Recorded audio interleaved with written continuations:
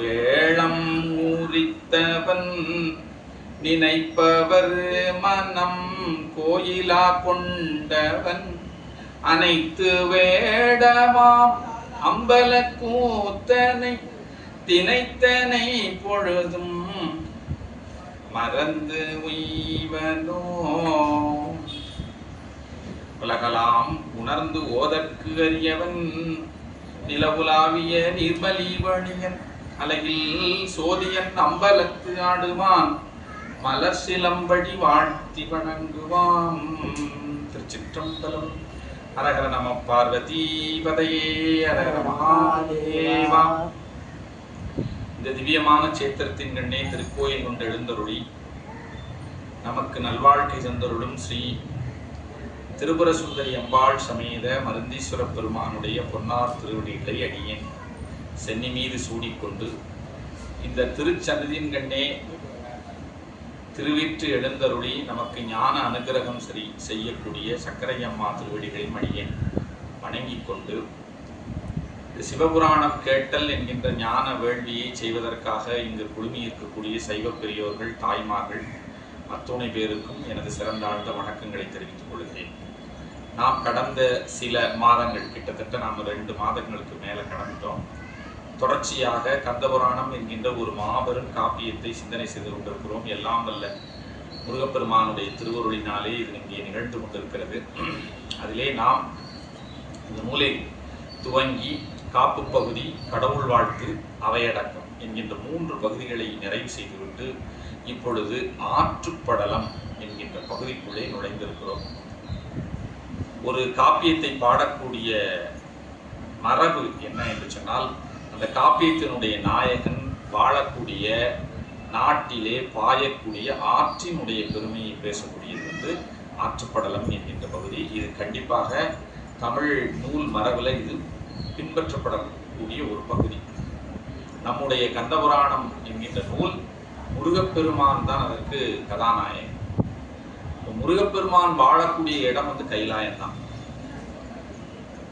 ஆனால் இங்கே ஆற்றுப்படலத்தில் அல்லது நாட்டுப்படலத்தில் கைலாயத்தை பற்றியோ நகரப்படலத்தில் வேறு எந்த நகரத்தை பற்றியுமே பேசவில்லை. அவர் எதை பற்றி பேசுகிறார் என்று சொன்னால், ஆற்றுப்படலத்தில் பாலாற்றின் பெருமையை பற்றி பேசுகிறார், நாட்டுப்படலத்தில் தொண்டை நாட்டினுடைய பெருமையை பற்றி பேசுகிறார், நகரப்படலத்தில் காஞ்சிபுரத்தினுடைய பெருமையை பற்றி பேசுகிறார். ஏனென்று சொன்னால், இந்த நூலினுடைய நாயகனாக அவர் யாரை நினைத்து கொண்டிருக்கிறார் சொன்னால், குமரக்கோட்டத்தில் வாழக்கூடிய குமாரக் கடவுள், குமரக்கோட்டம் வாழ் கடவுளை, ஆறுமுகப் பிரானை வணங்குவாம்னு ஏற்கனவே தன்னுடைய செய்யுளிலே சொன்னார். அந்த கோட்டத்திலே வாழ்ந்து கொண்டிருக்கிறார் என்கின்ற வார்த்தையினாலே ஆசிரியர் கச்சியப்ப சிவாச்சாரியார் குறிப்பிடுகின்றார். அத்தகைய அந்த குமாரக்கடவுள் வாழக்கூடிய பதியாகிய அந்த குமரக்கோட்டம் எங்கே இருக்கிறதுன்னா காஞ்சிபுரத்திலே இருக்கிறது. ஆக அவருடைய நகரம் காஞ்சிபுரம். காஞ்சிபுர நகரம் எங்கே இருக்கிறது? தொண்டை நாடு. ஆக அவருடைய நாடு தொண்டை நாடு. அந்த தொண்டை நாட்டிலே பாய்ந்து வளம் செய்யக்கூடிய ஆறு என்ன என்று சொன்னால் அது பாலாறு. ஆக அவருடைய ஆறு பாலாறு. அந்த அடிப்படையிலே அவர் பாலாற்றின் பெருமையினை இந்த நூலில் ஆற்றுப்படலத்தில் பேசுகிறார். நாம எல்லாம் வாழக்கூடிய இந்த நாடு தொண்டை நாடு என்று அழைக்கப்பட்டது ஒரு காலத்திலே. ஆகையினால் தொண்டை நாட்டிலே பாய்ந்து வளம் செய்யக்கூடிய இந்த ஆற்றினுடைய பெருமையை நாம் எல்லாம் கண்டிப்பாக தெரிந்து கொள்ள வேண்டும். அதனால இந்த ஆற்றுப்படலத்தை நம்ம கண்டிப்பாக படிக்க வேண்டும். ஏனென்று சொன்னால் பாலாறு தான் நமக்கு உண்மையிலேயே நம்முடைய உயிரை வாழ வைத்துக் கொண்டிருக்கிறது. அப்படிப்பட்ட ஆற்றினுடைய பெருமையை நாம் தெரிந்து கொள்ள வேண்டும் இல்லையா? அதை இங்கே 39 செய்யுளிலே பாடுகிறார் ஆசிரியர் கச்சியப்ப சிவாச்சாரியார். அந்த செய்யுளை எல்லாம் பார்ப்போம். ரொம்ப அற்புதமான செய்யுள், இலக்கிய சுவையோடு கூடிய இந்த செய்யுளை எல்லாம் படிப்பதற்கு நான் இதை வாசிக்கும் பொழுது நினைத்தேன். அதாவது நவில்தொறும் நூல் நயம் அப்படின்னு சொல்லி நம்முடைய திருவள்ளுவர் சொல்லியிருக்கிறார். ஒரு நூலை படிக்கும் பொழுது, அதை மீண்டும் மீண்டும் படிக்கும் பொழுது அதில் சுவை ஒவ்வொரு முறையும் ஒவ்வொன்றாக தெரியும் என்று சொல்லி அதற்கு பொருள். அப்பேற்பட்ட ஒரு அந்த நூலை படிப்பதனால் வரக்கூடிய இன்பத்தை அவர் எடுத்து காட்டுகிறார். அந்த விஷயத்தை இதை படிக்கும் பொழுது என்னால் உணர முடிந்தது. இப்படி ஒவ்வொரு செய்யுளையும் அதை நாம் படிக்குந்தோறும் நமக்கு இன்பம் தரக்கூடிய ஒரு அற்புதமான ஒரு முறையிலே இந்த செய்யுளெல்லாம் அமைந்திருக்கிறது. அதை உங்களோடு பகிர்ந்து கொள்வதில் நான் மிகுந்த மகிழ்ச்சி அடைகிறேன். நம்ம முதல் பாடல் நம்ம பார்க்கலாம். ஆற்றுப்படலத்தில் செக்கரம் சடைமுடி சிவனுக்கு அன்பராய் தக்கவர் அறிஞர்கள் தவத்தர் செல்வராய் தொக்கவர் யாரும் வாழ் தொண்டை நாட்டினில் மிக்கதோர் அணியல் அது விளம்புகே. ஆசிரியர் முதல்ல நான் என்ன செய்ய போறேங்கிறத சொல்றார்.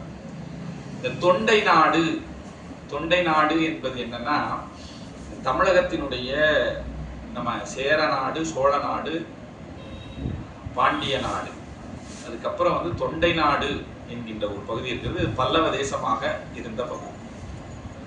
அந்த தொண்டை நாட்டை பற்றி தான் நான் பாடப்போகிறேன். இந்த தொண்டை நாட்டில் யார் வாழ்கிறார்கள்?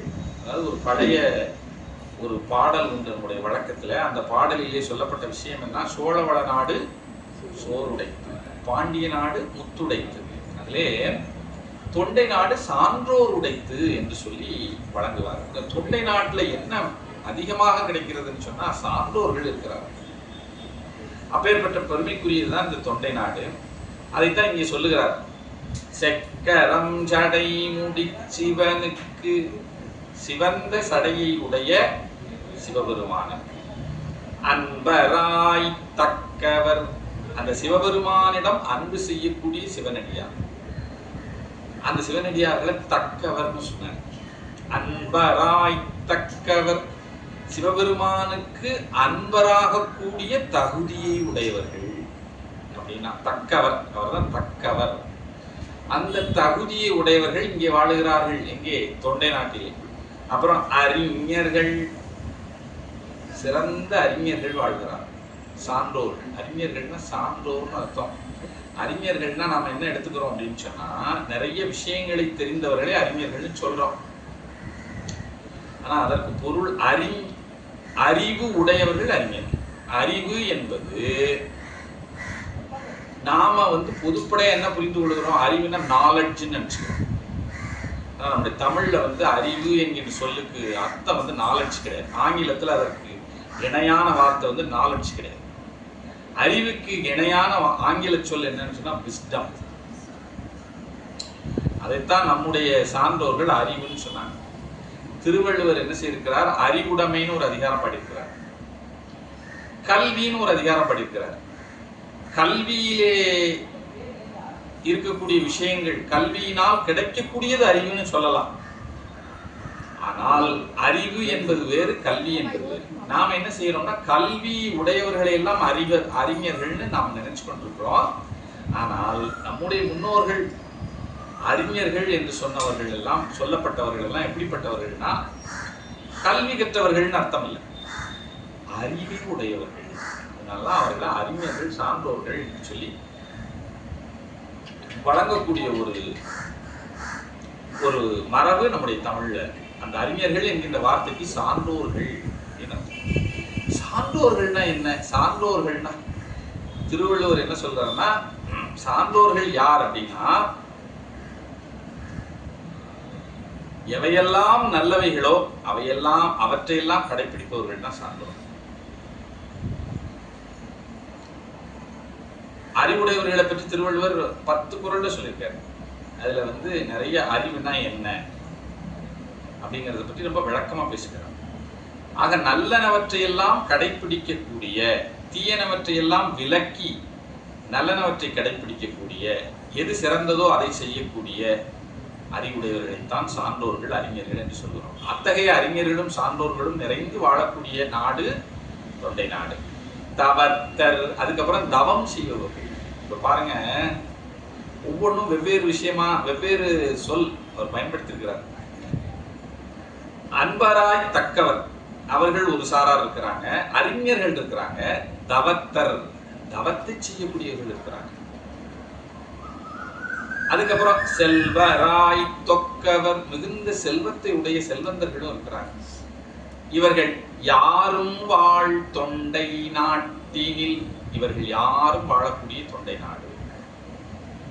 இப்போ ஒரு நாட்டில் அறிஞர்கள், தவத்தவர்கள், செல்வந்தர்கள், சிவனுக்கு அன்பராய் தக்கவர்கள், இவர்கள்லாம் இருந்தால் அது எப்பேற்பட்ட ஒரு சிறந்த நாடா இருக்கும். அப்படிப்பட்ட அந்த தொண்டை நாட்டில் மிக்கதோர் அணியல்லது விளம்புகேன், அதில் இருக்கக்கூடிய அழகினை நான் இப்பொழுது உங்களுக்கு சொல்ல, அந்த நாட்டினுடைய அழகினை இப்பொழுது நான் உங்களுக்கு சொல்லுகிறேன். இதான் இந்த ஒரு செய்யுள், முதல் செய்யுளினுடைய பொருள். அப்புறம் சொல்றாரு பாருங்க. சுந்தரமாயவன் துயிலும் மாளி போல் இந்திரன் ஊர்முகில் யாவும் ஏகியே அந்தமில் கடல் புனல் அருந்தி ஆர்த்தழி வந்தன உபரியின் வண்ணம் என்னவே.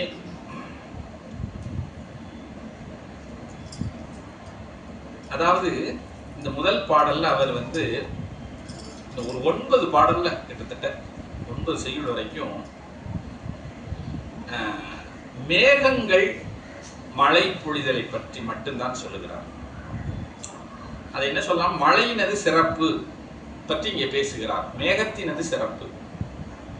அதைத்தான் ஒரு 8 செய்யுள், அடுத்த 8 செய்யுள்ல பேச போறார். அதாவது திருவள்ளுவர் தம்முடைய நூல்ல முதல் அதிகாரத்துல கடவுள் வாழ்த்து பாடியிருக்கிறார். அதற்கு அடுத்த அதிகாரம் என்ன பாடியிருக்காருன்னா வான் சிறப்புன்னு பாடியிருக்கார். வான் சிறப்புன்னா என்ன அர்த்தம் அப்படின்னா, மழையினது சிறப்பு அப்படின்னா அதற்கு என்ன செய்திருக்கிறார்கள்னா முன்னோர்கள்லாம் பொருள் செய்திருக்காங்க. மழையினுடைய சிறப்பைத்தான் திருவள்ளுவர் வான் சிறப்பு என்று சொன்னார். ஏன்னா மழைக்கு காரணமான மேகங்கள் எங்கே வசிக்கின்றன, அதற்கு வசிப்பிடமாக என்ன இருக்கிறதுன்னு சொன்னா வானம் தான். அதனால வானத்தினது சிறப்புன்னு அவர் பாடிக்கிறார். ஆனா அதற்கு பொருள் கூறிய ஆசிரியர்கள் என்ன சொன்னாங்க, மழையினது சிறப்பு. ஏன் அதை 2வது அதிகாரமா பாடினார் அப்படின்னா, இந்த உலகத்திலே வாழக்கூடிய எல்லோருக்கும் இன்றியமையாதவனாக இறைவன் இருக்கிறான்னு முன்னாடி நம்ம கடவுள் வாழ்த்துல பார்த்தோம். இதே நூல்ல அந்த இன்றியமையாத கடவுள் கண்ணுக்கு தெரியாமலே இருக்கிறார். கண்களுக்கு புலப்படாதவனாக இறைவன் இருக்கின்றான். அதை முதல் செய்யுளிலேயே ஆசிரியர் சொல்லியிருக்கார். அப்படி கண்ணுக்கு புலப்படாத கடவுளை பற்றி 10 பாடல் பாடிய திருவள்ளுவர் அதற்கடுத்தா போல வான் சிறப்பை பாடுகிறார். ஏனென்று சொன்னால், இந்த உயிர்களுக்கு, இங்கே வாழக்கூடிய உயிர்களுக்கெல்லாம் எப்படி கடவுள் இன்றியமையாதவனாக இருக்கிறானோ அதுபோல மழை இன்றியமையாததாக இருக்கிறது. இந்த மழை இருந்தால்தான் இந்த உயிர்கள் இந்த உலகத்திலே வாழ முடியும். அது இன்றியமையாத ஒரு தேவை. அந்த தேவை அந்த தேவையை பூர்த்தி செய்வது மழை இல்லையா? ஆக மழை கண்ணுக்கு தெரியக்கூடிய கடவுள். அதனாலதான் வான் சிறப்பு என்கின்ற அதிகாரத்தை என்ன செய்திருக்கிறார்கள். இப்போ மழைதான் நமக்கு கடவுள் போலன்னு சொன்னா, கடவுள் இல்லை என்று சொல்லக்கூடிய நாத்திகர்களும் கூட உண்மைன்னு சொல்லிடுவாங்க. அதுல யாராவது மறுப்பு தெரிவிக்க முடியுமா? விஞ்ஞானம் அதற்கு மறுப்பு தெரிவிக்குமா? இல்ல இந்த உலகத்துல வாழக்கூடிய யாராவது ஆமா நீங்க சொல்றது சரிதான் அப்படின்னு சொல்வார்களே ஒழிய தவறுன்னு யாராவது சொல்வார்களா? சொல்ல மாட்டாங்க. ஆக மிக சாமானியர்களுக்கும் கூட அந்த உண்மை மிக நன்கு தெரியும். மழையும் நமக்கு அதன் மூலமாக கிடைக்கக்கூடிய விளைவுகளும் இருந்தால் மட்டும்தான் நாம் ஜீவிக்க முடியும் என்கின்ற உண்மை யாருக்கும் தெரியும். ஆக யாவராலும் அறியப்பட்ட ஒரு விஷயம் என்ன என்று சொன்னால், மழை என்பது கண்ணுக்கு தெரியக்கூடிய கடவுள் என்பது யாவராலும் அறியப்பட்ட உண்மை. ஆகையினால்தான் 2வது இடத்துல ஆசிரியர் திருவள்ளுவர் வான் சிறப்பு என்கின்ற அதிகாரத்தை பாடியிருக்கிறார். அதுபோல இங்க என்னன்னா, அந்த வான் சிறப்பு மாதிரியே இங்க ஆசிரியர் ஆற்றுப்படலத்திலே என்ன செய்கிறார், இந்த மேக கூட்டங்களுடைய பெருமை, அதாவது இந்த மேக கூட்டங்கள் என்பதுதான் நமக்கு இந்த பாலியாற்றை கொடுக்கிறது. பாலியாறுன்னு தமிழ்ல சொல்லணும், அதை பாலாறுன்னு சொல்லுகிறோம். இந்த பாலியாற்றை கொடுப்பது இந்த மேக கூட்டங்கள் தான் இல்லையா? அதனால முதல்ல என்னன்னா, இந்த பாலியாற்றுக்கு மூலமாக இருக்கக்கூடிய மேக கூட்டத்தை அவர் இங்கே சொல்லுகிறார். இந்த மேகக்கூட்டங்கள் எப்படி இருக்கின்றன என்று சொல்லி இங்கே ஒரு ஓமை மூலமாக சொல்லுகின்றார். மேகக்கூட்டங்கள் எல்லாம் முதல்ல வெண்மையான மேகமா இருக்கு. அதுக்கப்புறம் அந்த மேகக்கூட்டங்கள் என்ன செய்கிறது அப்படின்னா, நகர்ந்து போய் கடலிலே இருக்கக்கூடிய நீரை பருகி என்ன செய்கிறது, கருமையான நிறமாக மாறுகிறது. கருநிறமுடைய மேகங்களாக மாறுகிறது. அந்த மேகங்களுடைய வண்ணம் வெண்மைங்கிறதுக்கு அவர் என்ன உதாரணம் சொல்றாருன்னா,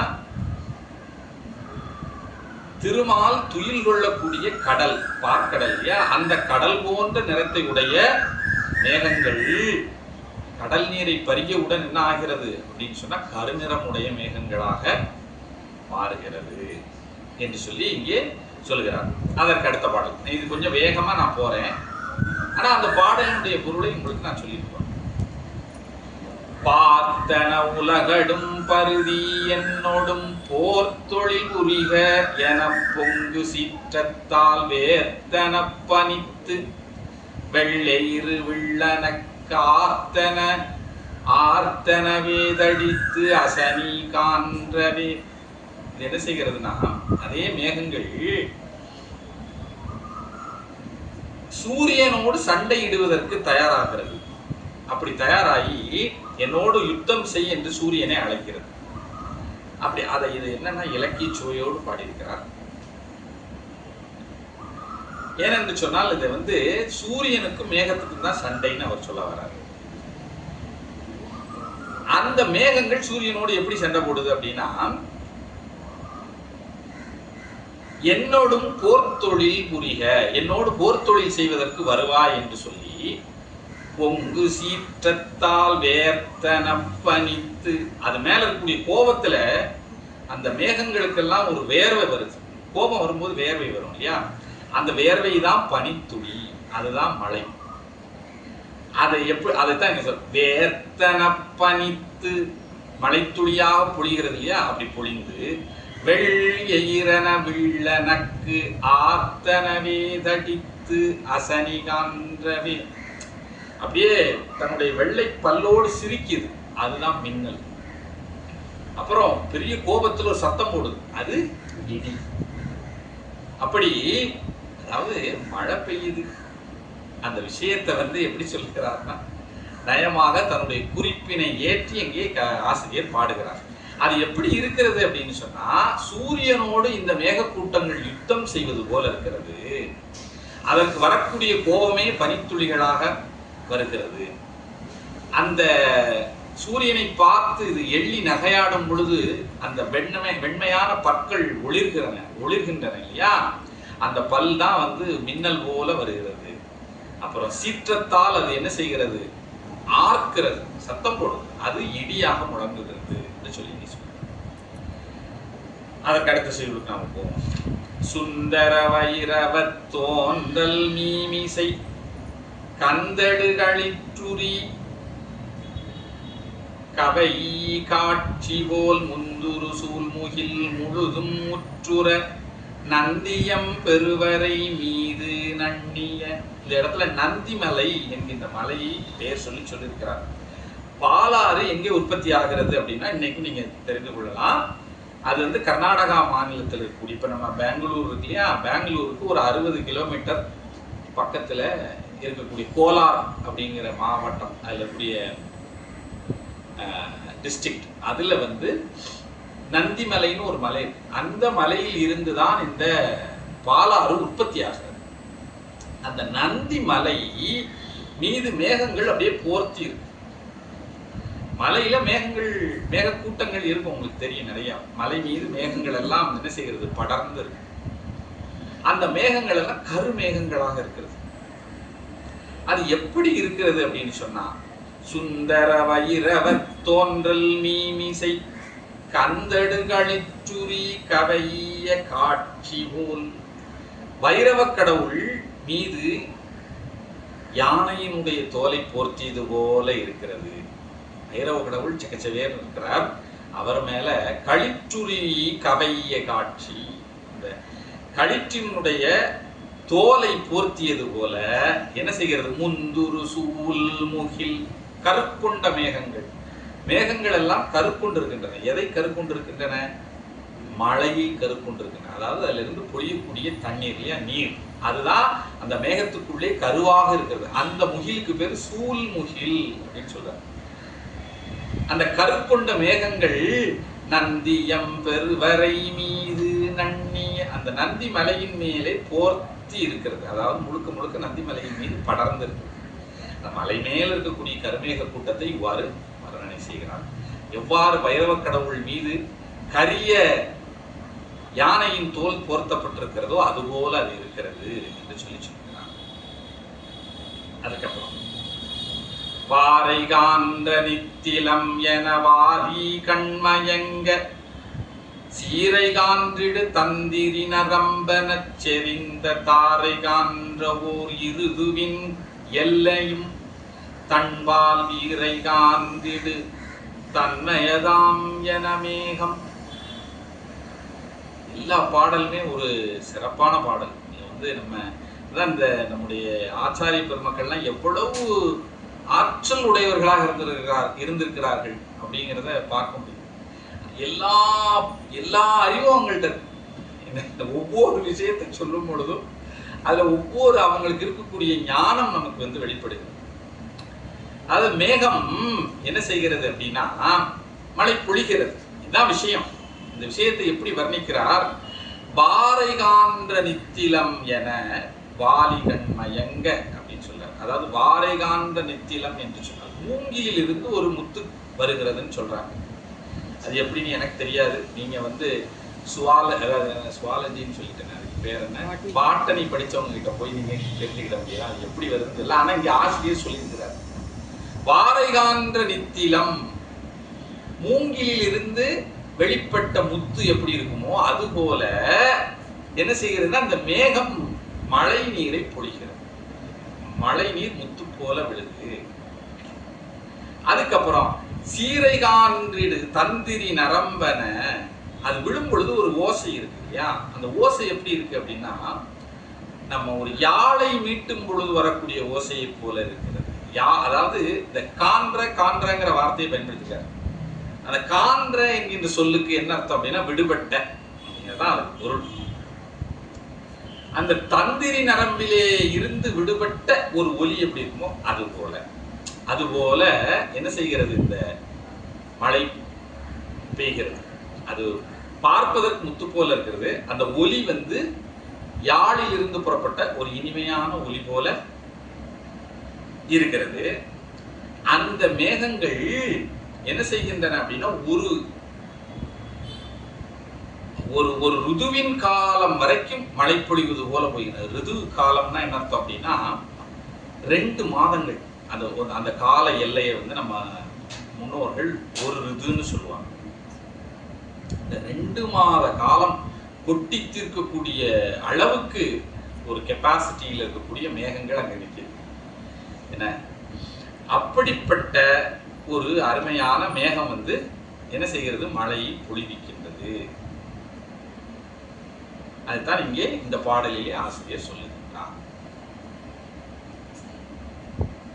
இது எல்லாமே மழையை பற்றி தான் பேசுகிறார். அடுத்து பூட்டுகார்முகம் தன்னோடும் தோன்றிய புயல்வாய் ஊட்டு தன் புனல் நந்தியம் கிரிமிசை உகுத்தல் வேட்டுவ குலத்திண்ணனார் மஞ்சனம் விமலர்க்கு ஆட்டுகின்றதோர் தனிச்செயல் ஒன்றுளதன்றே. ஒரு அருமையான ஒரு ஓமை சொல்லி நீ சொல்லுகிறார். பூட்டு கார்முகம் தன்னொடும் தோன்றிய புயல். அதாவது இந்திரவில்னு சொல்லலாம். இந்திரவில் தான் இப்ப வானவில் நம்ம சொல்லல, ரெயின்போ. அந்த மழை பெய்வதற்கு முன்னால ஒரு வானவில் வந்துச்சுன்னா மழை ரொம்ப நல்லா பெய்யும்னு சொல்றாங்க. இந்த மழை எப்படி பெய்யுதுன்னா முதல்ல இந்திரவில்லை தோற்றுவிக்கிறது, அதற்கு பின்னால் தான் மழை பெய்ய போகுது, மழை பெய்கிறது. இப்ப இந்திரவில்லை தோற்றுவித்த பின்னர் அந்த மழை பெய்யுதுன்னா அந்த மழை ரொம்ப நல்லா பெய்யும் அர்த்தம். பூட்டு கார்முகம் தன்னோடும் தோன்றிய புயல். புயல் என்பது இங்கே மழையை குறிக்கும். இந்திரவில்லோடு பூட்டப்பட்ட இந்திரவில்லோடு தோன்றிய மழை அந்த நந்தி மலை மீது பொழிகிறது. ஊட்டு தன்புணல் நந்தியம் கிரிமிசை உகுத்தல். நந்தி மலை மீது பெய்வது எப்படி இருக்கிறது அப்படின்னா வேட்டுவ குலத்திண்ணனார், வேட்டுவ குலத்தை சார்ந்த கண்ணப்ப நாயனார் மஞ்சனம் விமலர்க்கு ஆட்டுவிக்கின்றதோர் தனிச்செயல். விமலராக இருக்கக்கூடிய பெருமானுக்கு, சிவபெருமானுக்கு மஞ்சனம் ஆட்டுவித்தல். ஒரு மஞ்சனம் என்று சொன்ன அபிஷேகம். அந்த திண்ணறார் அபிஷேகம் செய்து இங்க சொல்லியிருக்காரு. யார்? அதான் ஒரு பேர். அதுல என்ன தனிச்செயல் அப்படின்னு சொல்றாரு. அதாவது இதெல்லாம் வந்து அந்த தெய்வ அருள் பெற்றவங்க. அபிஷேகம் செய்வதற்கு பூஜா விதிகள் இருக்கு. ஆகமங்கள்ல, சிவாகமங்கள்ல பூஜைகளை எப்படி செய்யணும்னு சொல்லப்பட்டிருக்குது. அந்த விதிப்படிதான் ஆலயங்கள்ல பூஜை நடக்குது. தனியா வந்து சிவபூஜை செய்வோர்களும் அந்த விதிப்படிதான் செய்யறாங்க. இதுல ஒரு சிறிதும் என்னன்னே தெரியாது ஒரு பூஜையை செய்தவர் தான் கண்ணப்ப நாயனார். அதனாலதான் ஆட்டுகின்றதோர் தனிச்செயல். அந்த செயல் வந்து தனிப்பட்ட செயல்பாடு போல யாரும் செய்ய முடியாது. ஏன்னா அது போல பூஜை யாருமே பண்ணல இல்லையா? அவர் வந்து என்ன செய்யறாருன்னா, அபிஷேகம் செய்வதற்குரிய நீரை வந்து வாயில மொண்டு கொண்டு அப்படியே வாய் அப்படியே வச்சிருப்பாரு. இப்படி வச்சுக்கிட்டே மலை ஏறணும். என்ன நல்லா யோசிச்சு பார்க்கணும். நம்ம ஒரு குடத்துல தண்ணியை வச்சுக்கிட்டு கூட இடுப்புல வச்சுக்கிட்டோ தோல்ல வச்சுக்கிட்டோ ஏறிடலாம். வாய்க்குள்ள ஜலத்தை வந்து வச்சுக்கிட்டு அப்படியே வச்சுட்டு அவர் என்ன செய்யறாருன்னா, மலை ஏறி போய் அந்த ஜலத்தை சுவாமி மேல உமிழ்கிறார், அப்படியே கொட்டுறாரு. ஏன்? அதுல ஒரு விஷயம் நம்ம பார்க்கணும். என்ன அப்படின்னா, இப்ப நீங்க வந்து இப்ப நம்ம அபிஷேகம் எல்லாம் பண்ணும் பொழுது ரொம்ப அப்படியே அழகா விடுவாங்க. தைல தாரைன்னு சொல்லுவாங்க இல்லையா, ஜலதாரை, இப்படி எல்லாம் அதை கொஞ்சமா அப்படி ஒழுக விடுவாங்க. ஆனா கண்ணப்ப நாயனாரால ஒழுக விட முடியாது. ஏன்னா அவர் வாயிலிருந்து கொப்பளிக்கிறார். அப்ப எப்படி வரும்? வேகமா வரும், தட்ட தட்டன்னு விடும். அதை வந்து இந்த மழைக்கு ஓமையா சொன்னார். ஏன்னா அந்த மழை வந்து என்ன செய்யலைன்னா சும்மா ஒளிக்கிட்டு எல்லாம் பெய்யல. அப்போ அந்த விஷயம், அந்த ஓமையை வந்து அந்த ஆசிரியர்கள் எப்படி செய்கிறார், எப்படி சொல்லியிருக்கிறான்னு பார்க்க வேண்டியது. அதுவும் எப்படி அந்த தனிச்செயல் போன்றுள்ளதன்றே. அந்த செயல், அவர் செய்த செயல் வந்து ஒரு ஒப்பற்ற, யாருமே செய்யாத ஒரு தனிச்செயல் இல்லையா? அதனால அப்படி ஒரு வார்த்தையை பயன்படுத்துற ஆசிரியர். அப்படி பயன்படுத்தி அவர் என்ன சொல்கிறார்னா, அந்த நந்தி மலை மீது மழை பொழிதல் என்பது கண்ணப்ப நாயனார் நம்முடைய சிவபெருமானுக்கு அபிஷேகம் செய்ததை போல இருக்கிறது என்று சொல்லி இங்கே சொல்லுகிறார். இந்த செய்யுள்ள பாடுகிறார். அடுத்த பாடல். கல்யன பேரிசை புனல் மழை பொழிதலால் காணத்து ஒல்லும் பேரழல் யாவையும் இமைப்பினில் ஒழித்த வெல்லும் தீஞ்சலம் அருவும் இக்காருக்கு வியன்பார் செல்லுங்காலையில் அங்கண் வீற்று இருப்பரோ தீயோர். இதுவும் மழை பெய்யறதை பற்றி தான் பேசுறாரு. மழை எப்படி பெய்யுது? கல் என பேரிசை புனல் மழை. மழை பெய்யும் போது எப்படி சத்தங்க? கல்லுன்னு சத்தங்க. கல் என பேரிசை, கல் என்ற ஒலியோடு செய்யக்கூடிய பெரிய ஒலி. இந்த பேரிசையோடு பெய்யக்கூடிய மழை என்ன செய்கிறது அப்படின்னா, காட்டுல காணத்து ஒல்லும் பேரழல் யாவையும் இமைப்பினில் ஒழித்த, காட்டுக்குள்ள இருக்கக்கூடிய காட்டு தீ இருக்கு இல்லையா, அதையெல்லாம் இமைப்பினில் இல்லாமல் செய்துவிடும். ஒரு சிறிது நேரத்திலே அந்த காட்டு தீயெல்லாம் வந்து என்ன செய்கிறதுனா, இந்த பெரிய மழையினாலே இல்லாமல் போய்விடுகிறது. அது எப்படி இருக்கிறதுன்னு சொன்னா, வெல்லும் தீஞ்சலம் மருவும் இக்காருக்கு வியன்பார் செல்லுங்காலையில் அங்கண் விற்று இருப்பரோ தீயோர்.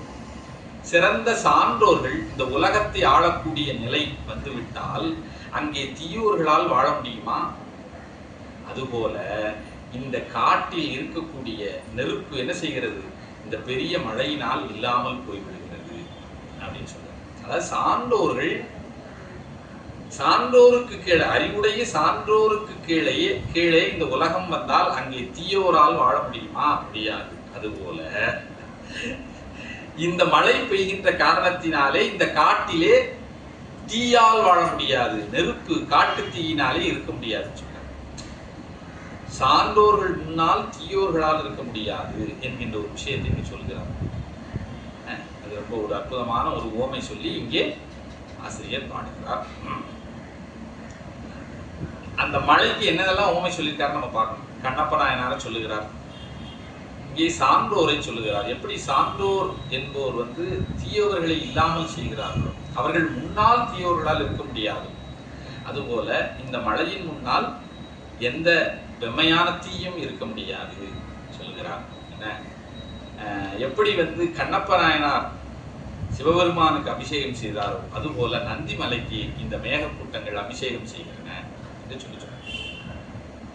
அதுக்கப்புறம் தேக்கு தண்டிரை புணரி நீர் வெம்மையை சிந்தி ஆக்கி வால் ஒளி உலகில் விட்டு ஏகலால் அடைந்தோர் நீக்கரும் வினை மாற்றி நன்னெறியிடை செலுத்தி போக்கின் மேகின தேசிகர் பொருவின புயல்கள்.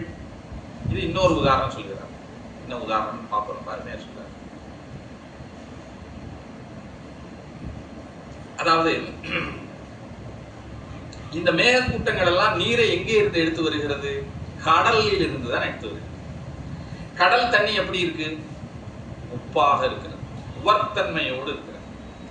ஆனால் அந்த கடலில் இருந்த நீரை எடுத்துக்கொண்டு பெய்தாலும் பெய்யும் பொழுது மழை நீர் எப்படி இருக்கிறதுன்னா நன்னீராக இருக்கிறது. அப்போ இந்த மேகக்கூட்டங்கள் என்ன செய்கிறது? அந்த கடல் நீரினுடைய தீய தன்மையை மாற்றி, அது மட்டும் இல்லாம அது என்ன கடல்லையே மழை பெய்யல, அதை இந்த மற்றோர் பிறர் பயன்படும்படி என்ன செய்கிறது? நிலத்திற்கு கொண்டு வந்து என்ன செய்கிறதுன்னா பொழிவிக்கின்றது. அப்படி பெய்யும் பொழுது ஒளியை உண்டு பண்ணி அந்த மழை பெய்யுது. ஒளி என்பது இங்க மின்னல். யா இந்த உதாரணத்துக்கு ஒரு விஷயத்தை சொல்ல என்ன சொல்லுகிறார் அப்படின்னு பாருங்க. இதற்கு உதாரணமா சொல்லுகிறார். எப்படின்னா தேசிகர்கள், ஞான தேசிகர்கள் எடுத்துக்கணும். அதாவது ஞானத்தை உபதேசிக்கக்கூடிய ஆச்சாரியர்கள். அந்த ஞான தேசிகரிடம் செல்வோர் இருக்கிறாங்க இல்லையா, அவர்களுக்கு அந்த ஞான தேசிகர் என்ன செய்கிறார் அப்படின்னு சொன்னா, அந்த செல்வோருடைய தீய வினைகளை மாற்றுகிறார். அவரிடம் இருக்கக்கூடிய பாவங்களை நீக்குகிறார். நீக்கி நன்னெறியிடை செலுத்தி ஒழுக வேண்டிய நல்ல நெறியினை இன்னவென்று சொல்லி அவர்களுக்கு விளங்க செய்து அந்த நெறியிலே அவர்களை செலுத்துகிறார். செலுத்தி என்ன செய்கிறார்? ஒளியினை உண்டு பண்ணுகிறார். ஒளினா அறிவு ஒளின்னு அர்த்தம். அறிவிலே விளக்கம், அறிவில் விளக்கத்தை உண்டு பண்ணி ஒரு தேசிகர் செய்கிறார். அதுபோல இருக்கு இந்த மழையினுடைய செய்தி. ஏன்னா அந்த உபரி நீரை எடுத்து கொண்டு வந்து நன்னீரா மாற்றுகிறது, மாற்றி பிறருக்கு பயன்படும்படி நல்ல நெறியிலே வந்து செய்கிறது. அதாவது அதை ஈர்த்த இடம் ஒண்ணு, ஆனா பொழியக்கூடிய இடம் இன்னொன்னு. அப்ப இது நன்னெறி. இது அதைத்தான் அப்படி எடுத்துக்கொள்ளணும். அந்த உவமை வந்து அப்படி எடுத்துக்கொள்ளணும். மேகக்கூட்டங்கள் அந்த தேசிகர் போல செயல்படுகிறது, ஞான தேசிகர் போல செயல்பட்டு அந்த நீரினுடைய உவர்ப்புத்தன்மையை மாற்றி நன்னீராக்கி பொழிகிறது. அது இன்னொரு இடத்துல வந்து பொழிகிறது. அந்த இடம்தான் நல்ல இடம். அதை இங்கே ஓமையா சொல்லும். ஆக அந்த மேகக்கூட்டங்கள், அந்த மழையானது ஒரு ஞான தேசிகருக்கு சமானம். எப்படியெல்லாம் உங்களுக்கு ஓமை சொல்லியிருக்காரு. கழிந்தவற்றுடை வசிட்டன் வசிட்டனதிருக்கையா கவிஞர் மொழிந்த நந்தியம் பெருவரை மொய்த்த சூல் முகில்கள் பொழிந்த சீதனி பொற்புரு சாடியில் பொங்கி வழிந்த பால் என திசை தோறும் எழிந்தன மன்னோ. பாருங்க எவ்வளவு இந்த, அதாவது எதுகை மோனைன்னு சொல்லுவாங்க. சுழிந்த, மொழிந்த, பொழிந்த, வழிந்த அப்படின்னு பாடுங்க. சுழிந்தல்ல, கழிந்த. கழிந்த பற்றுடை வசிட்டன். வசிஷ்ட மகர்ஷி வந்து இந்த நந்தி மலையிலே இருந்தார்னு சொல்லி ஒரு வழக்கு இருக்கிறது. அதாவது நம்முடைய சான்றோர் மக்கள்லாம் அப்படி சொல்லுகிறார்கள். அந்த மலையில், அந்த நந்தி மலையிலே வசிஷ்ட முனிவர் வந்து வாசம் செய்கின்றார் என்று சொல்லி. அப்படிப்பட்ட அந்த மலை, அதுக்கு அந்த பெருமை இருக்கு. வசிஷ்ட முனிவர் அப்படிங்கிறவர் யார் அப்படின்னா, அவர் வந்து பிரம்மாவினுடைய மானசபுத்திரர். என்ன, நேரே முதல்வர்னு வைத்துக் கொள்ளலாம். தவசிரேஷ்டர். வைவஸ்வத மன்வந்திரத்திலே வந்து சப்த ரிஷிகள்ல ஒருவராக இருக்கிறார். அது இப்படித்தான் எழுதப்பட்டிருக்கு. ஒவ்வொரு மன்வந்திரத்திலும் சப்த ரிஷிகள் மாறுவாங்க போல. அந்த அளவுக்கு எனக்கு விஷயம் தெரியாது. இப்போ நாம வாழக்கூடிய காலம் வந்து வைவஸ்வத மன்வந்திரம் தான். இந்த மன்வந்திரத்துல யாரு அந்த சப்த ரிஷிகள்ல வசிஷ்ட முனிவரும் ஒருத்தர். அவர் ரொம்ப மிகப்பெரிய தபஸ்வி. நம்ம சாதாரணமா நம்ம நினைச்சிடக்கூடாது. மிகப்பெரிய தவத்தையே நமக்கு செல்வமாக உடையவர். அவர் வசிக்கக்கூடிய நந்திமலை. அதனாலே அதுக்கு மிகப்பெரிய பெருமை இருக்கிறது. அந்த மலையிலே இந்த முகில்கள் எல்லாம் பொழிந்து அது என்ன செய்கிறதுனா, அந்த நீர் பெருகி ஒரு ஒரு நல்ல பால் இருக்கக்கூடிய ஒரு பானையில் அது எப்படி அது நிறைந்த பின்னர் வழிந்து எல்லா திசைகளிலும் ஓடி வருமோ, அதுபோல அங்கே பெய்த மேகக்கூட்டங்களால் நிரம்பிய நீர் வழிந்து எல்லா பக்கமும் ஓடுகிறது. அதைத்தான் இங்கே சொல்லுகிறார். பொழிந்த சீத நீர், சூல் முகில்கள் பொழிந்த சீத நீர். சீத நீர்னா குளிர்ச்சி பொருந்திய நீர். பொற்புரு சாடியில் பொங்கி வழிந்த பாலன.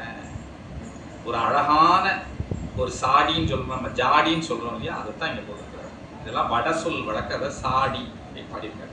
ஒரு பானை போன்ற ஒரு இது.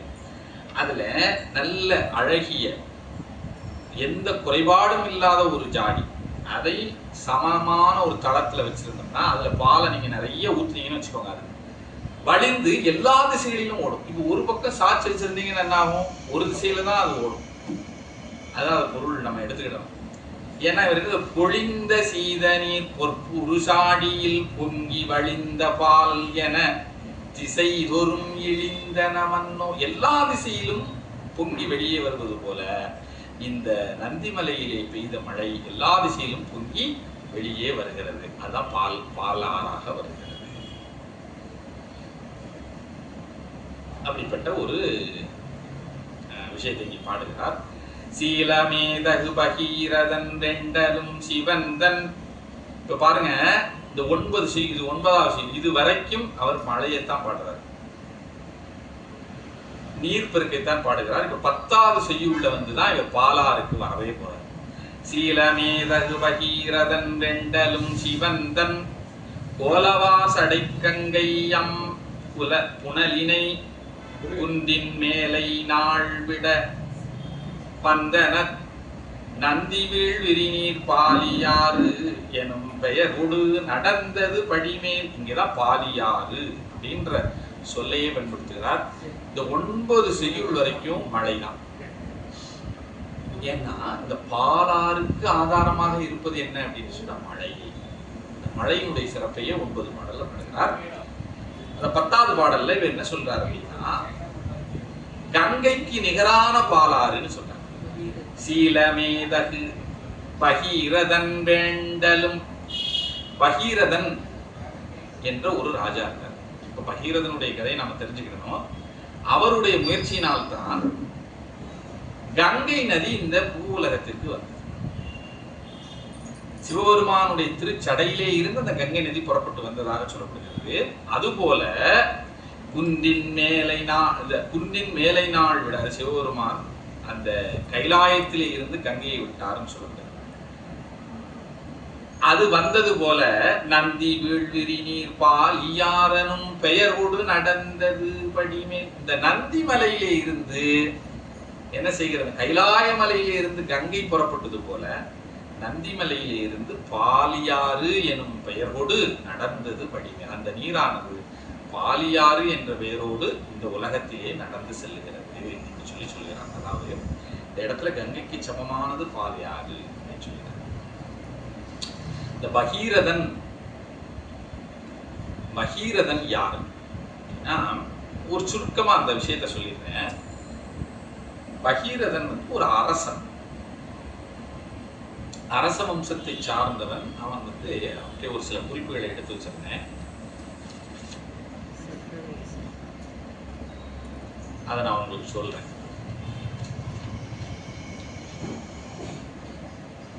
சூரிய குலத்து அரசன். சூரிய குலத்து அரசன் இவங்க அப்பா பேரு திலீபன். திலீபன் என்கின்ற ராஜாவினுடைய மகன் தான் பகீரன். இந்த திலீபனுக்கு சில முன்னோர்கள் இருந்தாங்க. முன்னோர்கள்னா அவங்களுடைய பரம்பரையிலே அவங்களுக்கு முன்னாடி இருந்தவர்கள், அவங்க அப்பாவுக்கு அப்பாவுக்கு அப்பாவுக்கு அப்பா, அதெல்லாம் தான் முன்னோர்கள். அதுல சகரன் ஒரு ராஜா இருக்கார். சகரன், அவர் பேர் சகரன். இந்த ராஜா என்ன பண்ணார் அப்படின்னா, அஸ்வமேத யாகம் அப்படின்னு ஒரு யாகம் பண்ணணும்னு நினைச்சார். 100 அஸ்வமேத யாகம் பண்ணினா அவருக்கு இந்திர பதவி கிடைக்கும் என்று சொல்லி நூல்கள்லாம் சொல்லி 100 அஸ்வமேத யாகம். என்ன நம்ம இப்போ அஸ்வமேத யாகம்லாம் நம்மளால செய்ய முடியுமான்னு தெரியல. ஏன்னு சொன்னா அஸ்வமேத யாகம் என்பது என்ன, அதை என்று தெரிந்து அதை செய்யக்கூடிய தகுதியுடையோர் யாருன்னு நம்ம கண்டுபிடிக்க. அது மட்டும் இல்ல, அஸ்வமேத யாகம்னு சொன்னா சும்மா அந்த யாகத்தை செய்வது அல்ல. அஸ்வமேத யாகம் என்பது எல்லோரும் அதற்கு கட்டுப்பட்டு அங்கே குழுமி இருக்கணும். அதுதான் ரொம்ப முக்கியம். ராஜசூய யாகம் என்கின்ற ஒரு யாகத்தை மகாபாரதத்தில் நம்ம பார்க்கிறோம். யுதிஷ்டன் பண்ணினான்னு சொல்லப்படுது. அந்த ராஜசூய யாகம்னா என்ன அர்த்தம்னா, ஒரு யாகத்தை செய்து நானே ராஜாதி ராஜன் அப்படின்னு சொல்லி எல்லோருக்கும் சொல்லுவதுதான் அந்த யாகம். அல்ல, அந்த ராஜாதி ராஜன் தன்னைத்தானே அவர் சொல்லணும்னா அந்த யாகத்திற்கு மற்ற எல்லா நாட்டு ராஜாக்களும் வரணும். அத்தனை பேர் வந்திருக்கணும். அத்தனை பேரும் ஆமா இதை நாங்கள் ஒப்புக்கொள்ளுகிறோம் அப்படின்னு சொல்லி அவங்க அந்த யாகத்திலே பங்கெடுக்கணும். அப்பதான் அது ராஜசூய யாகம். சும்மா அந்த யாகத்தை மட்டும் செய்து விட்டால் அது ராஜசூய யாகம்னு ஆகிவிடாது. அதுபோல அஸ்வமேத யாகம் என்பது அதற்குன்னு சில ப்ரொசீஜர்ஸ் இருக்கு. அப்படி அதற்கு என்ன பண்ணுவாங்கன்னா, ஒரு குதிரையை வைத்துதான் அந்த யாக தீயிலே குதிரையை விடுவாங்க. அந்த குதிரையை என்ன செய்வார்கள்னா ஒவ்வொரு நாடுகளுக்கும் அனுப்புவாங்க. அதை மற்ற நாட்டில் இருக்கிறவங்கலாம் அதை அங்கீகரிக்கணும். அப்படி இந்த சகரன் என்கின்ற ராஜா என்ன பண்ணாருன்னா, அவர் அயோத்தியை ஆண்டு கொண்ட மனிதர். இவர்கள் தான் யாருன்னா, அவர் ராமன் சொல்லுகிறோம் இல்லையா, அவர்களுக்கெல்லாம் ரொம்ப ரொம்ப முன்னோர்கள். ஆனா அதே குலத்தை சார்ந்தவர்கள். சகரன் என்கின்ற ராஜா அஸ்வமேத யாகம் செய்யணும்னு சொல்லி குதிரையை எல்லா நாடுகளுக்கும் அனுப்பி வைத்தார். இந்திரன், அதாவது 100 அஸ்வமேத யாகம் செய்தால் இந்திர பதவி அவருக்கு கிடைத்துவிடும். அப்ப எக்ஸிஸ்டிங் இந்திரன் என்ன செஞ்சாகும், ராஜினாமா பண்ணி வெளியே. ஆக நம்முடைய பதவிக்கு கேடு விட்டதுன்னு சொல்லி அந்த ராஜா என்ன பண்ணினான்னு சொன்னா, யார் இந்திரன் என்ன பண்ணான்னா, இதை தடுக்க வேண்டும் நினைத்து இவர்கள், அதாவது திருடினான் அந்த குதிரையை இவர்களுக்கு தெரியாம திருடி கொண்டு போய் பாதாள உலகத்துல ரொம்ப கீழே இருக்கக்கூடிய ஒரு உலகம், அதுல ஒரு முனிவர் கடுந்தவம் செய்து கொண்டிருக்கார். கபில முனிவர் அப்படின்னு ஒரு பேர். அவர் என்ன நடக்குதுன்னு அவருக்கு தெரியாது. முழுக்க முழுக்க தவம் செய்துதான் அவருடைய தொழில். என்ன நடக்குன்னு தெரியாது. எப்படின்னா, இப்ப நம்முடைய நாட்டிலே வாழக்கூடிய பல பேர் டாஸ்மாக் போய் தினந்தோறும் நன்கு அருண்கள் அருந்தி என்ன நடக்கிறது என்று தெரியாமல் வாழ்கிறான் இல்லையா. இந்த உதாரணத்தை சொல்ல வேண்டியிருக்கு. ஏன் அப்படின்னா, என்ன நடக்குன்னு தெரியாத ஒரு நிலை என்ன என்பதை உணர வேண்டும்ங்கிறதுக்கு அதுக்கு நம்ம இப்படித்தான் ஒரு சான்று கொடுக்க வேண்டியிருக்கு. அவங்களுக்கு பாருங்க, தன்னை சுற்றி என்ன நடக்குன்னு தெரியாது, தான் யாருன்னே தெரியாது. கிடைச்ச பணத்தை எல்லாம் கொண்டு போய் என்ன செய்வாங்க, அந்த கல்லை வாங்கி குடிக்க வேண்டும் நினைக்கிறாங்க இல்லையா. அது மாதிரிதான் கபில முனிவர். ஆனா அவருக்கு கல்லுக்கு பதில் தவம். அவரை சுத்தி என்ன நடக்குன்னு அவருக்கு தெரியாது. தவம் செய்து கொண்டே இருப்பார். இப்படியெல்லாம் ஒரு விஷயம் இருக்கு, அவன் படிக்கும் பொழுது தெரியும். அதுதான் தவச்சுவை. நம்முடைய முன்னோர்கள் என்ன சொல்வார்கள்னா, ஒரு ஒரு பெரிய தபஸ்வி அவர் அவருக்கு நிறைய சீடர்கள் இருந்தாங்க.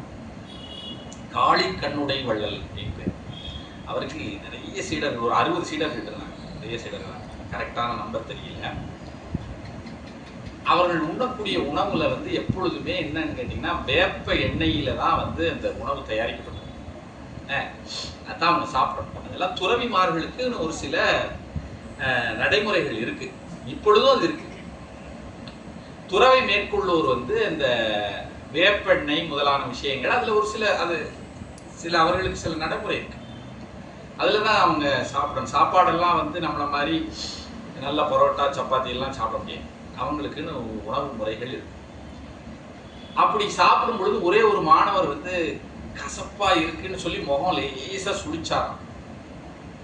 உடனே வந்து இந்த ஆசிரியர் அவரை கூப்பிட்டு, இல்லைப்பா உனக்கும் தவத்துக்கும் ரொம்ப தூரம், நீ போய் இல்லறத்தானாக வாழின்னு சொல்லி அனுப்பிச்சிட்டான்.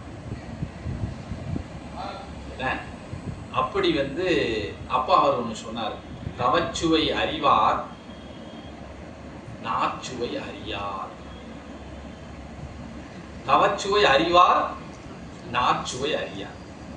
உனக்கு நாவிலே சுவை தெரிஞ்சிருச்சுனாலே தவம்னா என்னன்னு உனக்கு தெரியலன்னு அர்த்தம் அப்படின்ட்டாரு. அப்ப தவம்னா எப்படிப்பட்டதுன்னு பாருங்க. இது மாதிரி ஒரு தவஸ்வி யாரு? நாச்சுவை அறியாத ஒரு தவஸ்வி, தன்னை சுற்றி என்ன நடக்குன்னே தெரியாத ஒரு தவஸ்வி அந்த கபில முனிவர். அவர் தவம் செய்து கொண்டிருக்கிறார். இப்ப இந்த இந்திரன் அதை பார்த்தான். அவன் ரொம்ப என்ன பிரைமி, நம்ம அப்படிதான் இப்ப சொல்ல வேண்டியது. என்ன செஞ்சா, அவர் பக்கத்துல இந்த குதிரையை கட்டி விட்டுட்டு ஆள் அப்ஸ்காண்ட் ஆயிட்டான். இப்போ வந்து அந்த சகர ராஜாவினுடைய புதல்வர்கள் என்ன செய்யறாங்கன்னா 60,000 பேர் புதல்வர்கள், 60,000 பேர். அவங்க வந்து இவர் என்ன சொல்லிட்டாரு, அந்த குதிரை எங்க தப்பிச்சு போச்சு அல்லது யார் அதை திருடிட்டு போயிருக்காங்கன்னு கண்டுபிடிச்சிட்டு வாங்கப்பான்னு சொல்லி தன்னுடைய புதல்வர்களே 60,000 பேர் அனுப்பிச்சு வைக்கிறார்.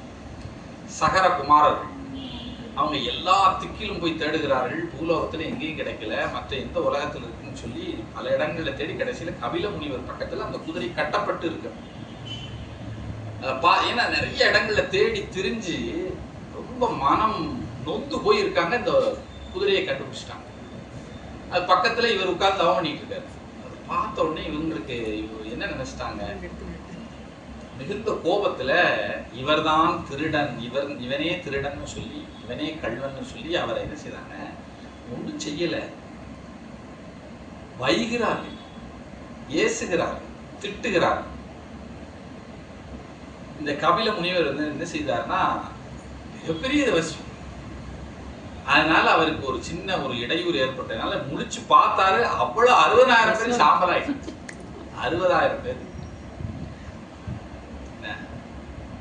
நம்ம நிறைய போடுறோம் இல்லையா, ஹேமர், அப்புறம் வந்து S400 இப்படி எல்லாம் வந்து எத்தனையோ போட்டா கூட 60,000 பேரா ஒரே முடிக்க முடியுமா? இதுல தவ வலிமை அப்படி 60,000 பேர் சாம்பல் ஆயிட்டாங்க. அப்புறம் இவர் என்ன பண்ணாரு, அவர் பாட்டு கண்ண முடியும் மறுபடியும் தவம் செய்ய ஆரம்பிச்சிட்டார். ஆக சாம்பலானது மட்டுமல்ல, அந்த 60,000 பேருடைய உயிர்களும் ஆன்மாக்களும் வெண் நிறையத்திற்கு சென்று விட்டன. அப்படின்னா வெம்மை உருந்திய நரகத்திற்கு போயிடுச்சு.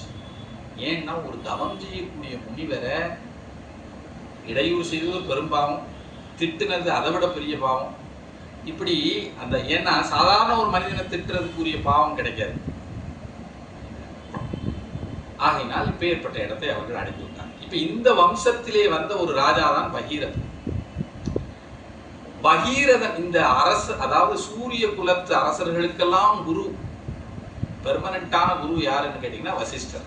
அவர் வந்து இந்த பகீரதனுக்கு சொல்லுகிறார், இந்த மாதிரி உன்னுடைய முன்னோர்கள் எல்லாம் ஒரு முனிவருடைய சாபத்தினாலே சாம்பராகி இருக்காங்க அப்படின்னு சொல்லி சொன்ன உடனே இது எப்படி சரி செய்வது அப்படின்னு இந்த பகீரதன், அவங்க எல்லாம் இப்போ வந்து நரகத்துல கஷ்டப்பட்டு, அவங்க கஷ்டப்பட்டா எனக்கு என்ன சார், எனக்கு எல்லா வேலையும் சாப்பாடு கிடைக்குது, நான் சந்தோஷமா ராஜாவா இருக்கேன், என்கிட்ட வந்து ஏன் இதை சொல்றீங்க அப்படின்னு நம்மளை போல கேட்கல யார் அந்த பகீரதன். எத்தனையோ ஜெனரேஷன்ஸ் முன்னாடி இருக்கக்கூடிய முன்னோர்கள் அவர்கள் இப்பொழுது நரகத்தில் துன்புறுகிறார்கள் என்று தெரிந்த உடனே அந்த ராஜா என்ன பண்ணான்னா, சுவாமி இப்ப நான் உடனே என்ன செய்யணும்னா, நீ வந்து இது ரொம்ப கடினம், தவம் செய்துதான் வந்து இதற்குரிய வழிவகையை தெரிந்து கொள்ளணும். உடனே இந்த பகீரதன் 10,000 ஆண்டு காலம் பிரம்மதேவரை குறித்து தவம் செய்தான். இப்ப பிரம்மதேவர் வந்து தோன்றி என்ன சொன்னார்னா, அந்த சாம்பல் மேல கங்கை பட்டா மட்டும்தான் இவங்க இந்த நரகத்திலிருந்து தப்பிக்க முடியும், நரகத்திலிருந்து தப்பிக்க முடியும் அப்படின்னு சொன்ன உடனே இந்த கங்கை படுவதற்கு நான் என்ன செய்யணும் சாமி, அவர் என்ன சொன்னார், நீ சிவபெருமானை குறித்து தவம் செய்யும் சொல்லிட்டார். அப்ப இவர் சிவபெருமானை குறித்து இன்னும் எவ்வளவோ காலம் செய்கிறார். பல ஆயிரம் ஆண்டு காலம் தவம் செய்யணும். சிவபெருமான் அவருக்கு தோன்றி என்ன வேணும்னு கேட்டால், இந்த மாதிரி என்னுடைய முன்னோர்கள் எல்லாம் வந்து நரகத்திலே இருக்கிறார்கள், அவர்கள் வந்து நற்கதி அடைய வேண்டும், அதன் பொருட்டு கங்கை வந்து இந்த பூலோகத்துக்கு வந்து அவர்கள் சாம்பதி பண்ண வேண்டும். அப்போ வந்து அவர் என்ன சொன்னார்னா, கங்கை வரணும்னா கங்கை நோக்கி தவம் செய்யணும் சொல்லிட்டார். அப்புறம் இவர் மறுபடி கங்கையை நோக்கி பல ஆயிரம் ஆண்டு தவம் பண்ணா கங்கை தோன்றி கங்கை வந்து பூலோகத்திற்கு வந்தால் பூலோகம் தாங்காது. ஆகையினால் என்னை தடுக்கக்கூடிய ஒருவர் கிடைக்கும் வரை என்னால் வர முடியாது, நீ சிவபெருமானை குறித்து மீண்டும் தவம் செய்ய. அப்ப சிவபெருமானை குறித்து மீண்டும் பல ஆண்டு காலம் தவம் செய்கிறான். அந்த சுவாமி தோன்றி, என்னப்பா நான் கங்கையை குறித்து தவம் செய்து கங்கை இந்த மாதிரி சொன்னாங்க, வருவதாக இருந்தால் அதை வந்து பூலோகம் தாங்காது அப்படின்ன உடனே அதை சுவாமி நீங்க தான் வந்து உதவி செய்யணும்னு, சரி கங்கை வரும் பொழுது நான் தாங்கிக் கொள்ளுகிறேன் அப்படின்னு சொல்லிட்டார். சொல்லிவிட்டு நீ மீண்டும் கங்கையை அழைப்பதற்காக கங்கையை குறித்து தவம் செய். மறுபடியும் கங்கையை குறித்து தவம் செய்கிறார். எவ்வளவு தவம் பாருங்க. தவம் செய்த உடனே கங்கை தோன்றி, நான் வந்து வருகிறேன், என்னை சடையில் தாங்குவதற்கு நீ சிவபெருமான தயார் பண்ணியாச்சு. அப்பொழுது கங்கை வந்து ஆகாயத்திலிருந்து கைலாயத்தில் இருந்து புறப்பட்டு வருகிறது. அப்போ அந்த கங்கையை வந்து தாங்க வேண்டும்னு சொல்லி சுவாமி தாங்குகிறார், தம்முடைய சடையிலேயே தாங்கி விடுகிறார். முழுக்க முழுக்க கங்கை வந்து அந்த சடையிலே அகப்பட்டு கொண்டு, இப்போ கங்கையால வெளியில வர முடியல. மீண்டும் இந்த பகீரதன் கங்கையின் சிவபெருமானை குறித்து தவம் செய்து, சுவாமி தடுத்து நிறுத்தணும்னா கம்ப்ளீட்டா நிறுத்தினா எப்படி, கொஞ்சமாவது இங்க வரணும் அப்படின்ன உடனே அதுல இருந்து ஒரு சின்ன ஒரு கூந்தல்ல ஒரு பகுதியை மட்டும் அவருடைய சடையில இருந்து விடுத்தார். அங்க இருந்து ஒழுகக்கூடிய கங்கை தான் இப்பொழுது ஓடுகிறது புராணங்கள் சொல்லுகிறது. அந்த கங்கை இந்த சாம்பரில் பட்டு செல்லும் பொழுது என்ன ஆகுதுன்னா, இவர்களுடைய முன்னோர்கள் இந்த 60,000 சகரகுமாரர்களுக்கு நற்கதி அடைந்தார்கள் என்று சொல்லி நம்முடைய புராணங்கள்லாம் சொல்கிறது. அப்படிப்பட்ட அந்த பகீரதன், அதான் இங்க ஆசிரியர் சீலமே மிகு பகீரதன், அதான் பகீரத பிரயத்தனம்னு சொல்லுவாங்க. அவ்வளவு தவம் செய்யல. என்ன முக்கியம்னா, பகீரதனுடைய ஒரு பெருமை என்னன்னா, இவ்வளவு தவத்தையும் தன்னுடைய முன்னோர்களுக்காக அவன் செய்தான். அதான் அதுல வந்து நம்ம ரொம்ப பாராட்ட வேண்டிய விஷயம். நாம நம்முடைய தகப்பனார், நம்முடைய பாட்னார், பூட்னார் நரகத்துல இருக்காங்கன்னு யாராவது ஒருத்தர் டக்குன்னு நம்ம சொன்னா நம்ம தவம் செய்வோமா? செய்ய மாட்டோம். செய்துட்டா நாம பகீரதன் ஆயிடுவோமே இல்லையா? இந்த பகீரதன் அப்பேற்பட்ட தவத்தை செய்தான். அதுவும் வந்து சாதாரண தவம் இல்லை, பல ஆயிரம் ஆண்டுகள் தொடர்ச்சியான தவம் செய்து அவன் அத்தகைய ஒரு கங்கையை வந்து கொண்டு வந்து இந்த பூவுலகத்திற்கு கொடுத்த காரணத்தினாலே கங்கைக்கு பாகிரதி அப்படின்னு ஒரு பேர் இருக்கு. பாகிரதி எப்பொழுதுமே அப்படின்னா தகப்பனாருடைய பேரை தான் குழந்தைக்கு வைப்பாங்க. அது வந்து ஒரு கங்கையின் மைந்தன் காங்கேயன்னு சொல்றாங்க. இப்போ வந்து முருகப்பெருமானுக்கு அப்படி ஒரு பேர் இருக்கு, பீஷ்மருக்கு அப்படி ஒரு பேர் இருக்கு, காங்கேயன் அப்படின்னு சொல்லி சொல்லுகிறாங்க இல்லையா? அதே மாதிரி பாஞ்சால தேசத்தில் இருந்து வந்த காரணத்தினால் பாஞ்சாலின்னு பேர் இருக்கு. துருபதனுடைய மகள் ஆகையினாலே திரௌபதி அப்படின்னு பேர். துருபதனின் மகள் திரௌபதி, ஜனகனின் மகள் ஜானகி. தகப்பனாருடைய பேரை அந்த குழந்தைக்கு ஆக்கி சொல்லுகிறார்கள் இல்லையா? அது மாதிரி பர்வதராஜனின் மகள் பார்வதி, தக்ஷனின் மகள் தாக்ஷாயினி, இப்படி வருகிறது. பகீரதனின் மகள் பகீரதி, பாகிரதிங்கிற அளவுக்கு அவன் வந்து என்ன, கங்கைக்கே தந்தை என்கின்ற ஒரு ஸ்தானத்தை வந்து அடைந்து விட்டான். யாருன்னு சொன்னா பகீரதன். ஏன்னா அவனுடைய தவம் அப்பேற்பட்டது. அவனுடைய தவம் வந்து அவ்வளவு சிறந்த தவம். அதான் இங்க சீலமேதகு பகீரதன் வெண்டலும் சிவன் தன் கோலவாசடை கங்கையம் புனலினை குன்றின் மேலை நாள் விட வந்தன நந்தி வீழ் விரிநீர் அப்படி ஒரு காலத்திலே சிவபெருமானுடைய சடையிலே இருந்து கங்கை புறப்பட்டு வந்தது போல, அது கைலாயத்திலிருந்து புறப்பட்டு வந்தது போல, இந்த நந்தி வீழ்விரி இந்த நந்திமலையிலே விழக்கூடிய அந்த நீரானது பாலியாறு எனும் பெயர் கொடு நடந்தது படிமேல். இந்த உலகத்திலே பால்யாறு அல்லது பாலாறு என்கின்ற பெயரோடு இந்த உலகத்திலே நடந்தது என்று சொல்லி சொல்லுகிறார். அதுக்கப்புறம் இப்ப நேரம் ஆகிவிட்டது. இந்த ஒரு பாடலை பார்ப்போம். 10 பாடல் தான் நம்ம பார்த்துருக்கிறோம். வாலிது ஆகிய குணத்தினை வசித்தன் என்று உரைக்கும் சீலமாமுனி படைத்ததோர் தேனுவின் தீம்பால் சால நீடியே தொல்லை நாள் வடர்ந்திடு தன்மை பாலிமானதி பெருமையான் பகர்வதற்கு எளிதோ. ஒழுக்கத்திலே சிறந்த தூய்மையான நல்ல குணங்களை உடைய வசிஷ்ட முனிவர் வாழக்கூடிய நந்திமலை, அந்த நந்திமலையிலே அவருடைய ஒரு உடைமை என்னன்னா, அவர்கிட்ட இருக்கக்கூடிய அவர் ஒரு பசுமாடு வச்சிருக்கிறார். அந்த பசுவினுடைய பாலை வச்சுதான் அவரு சிவ பூஜை எல்லாம் செய்வார். அந்த பசுவுக்கு பேர் தான் காமதேனு. அங்கே அவர் உரைகிறார் அப்படிங்கிறதுனால அவருடைய பசுவும் அங்கே தானே இருக்கும், இந்த காமதேனுவும் அங்கேதான் இருக்கும். அந்த காமதேனுவாகப்பட்டது என்ன செய்கிறது அப்படின்னு கேட்டீங்கன்னா, தன்னுடைய தீம்பாலை அந்த மலையிலே புரிகிறது. எங்க இந்த நந்தி மலையிலே புரிகிறது. அதிலே இருந்தா இந்த பாலாறு புறப்பட்டு வருகிறது. அதனாலதான் அதுக்கு பேர் பாலாறுன்னு வச்சிருக்காங்க. அந்த காமதேனுவாகிய பசு வசிஷ்ட முனிவர் அங்கே வாசம் செய்யக்கூடிய காரணத்தினாலே அங்கே அதுவும் வாசம் செய்கிறது. அந்த மலையிலே வாசம் செய்யக்கூடிய அந்த காமதேனுவனுடைய பால் என்ன செய்கிறது? சால நீடியே தொல்லை நாள் படர்ந்திடு தன்மை. அது என்ன செய்கிறதுனா, அங்கே அந்த பால் மிகுதியாக படர்ந்திருக்கிறது. எங்க? நந்தி மலையில். இப்ப அதன் மேலதான் இந்த நீர் பட்டு பெருகி வருகிறது. ஆகையினால் இது பாலியாறு. அப்பேற்பட்ட அந்த பாலியாற்றினுடைய பெருமை யான் பகர்வதற்கு எளிதோ, நான் சொல்லுவதற்கு எளிமையானதா? இல்லை, ஒரு காலத்திலும் இல்லை. அப்பேற்பட்ட ஒரு பெருமை உடையது இந்த பாலாறு என்று சொல்லி இங்கே ஆசிரியர் பாடுகிறார். இந்த செய்யுளோடு நாம இன்றைக்கு நிறுத்திக் கொள்வோம். மற்ற எஞ்சிய செய்யுள் 11 செய்யுள் பார்த்துருக்கிறோம். இந்த செய்யுள் எல்லாமே ஒவ்வொரு முறை படிக்கும் பொழுதும் இது எப்படி சொல்லாமல் போவது அப்படிங்கிற எண்ணம் எனக்கு வர்றதுனால தான் என்ன செய்ய வேண்டியதுன்னு சொல்ல வேண்டியது. ஆக இந்த செய்யுளோடு இந்த வகுப்பினை நாம் நிறைவு செய்து கொள்வோம். அடுத்ததை எஞ்சி இருக்கக்கூடிய பகுதியை அடுத்தடுத்த வகுப்புகளில் பார்ப்போம் என்று கூறி இதுகாலம் பொறுமையாக கேட்டுக்கொண்டிருந்த துணை பெருக்கும் என்னுடைய நன்றியை தெரிவித்துக் கொண்டு இத்துடன் என்னுடைய உரையினை நிறைவு செய்கிறேன். திருச்சிற்றம்பலம்.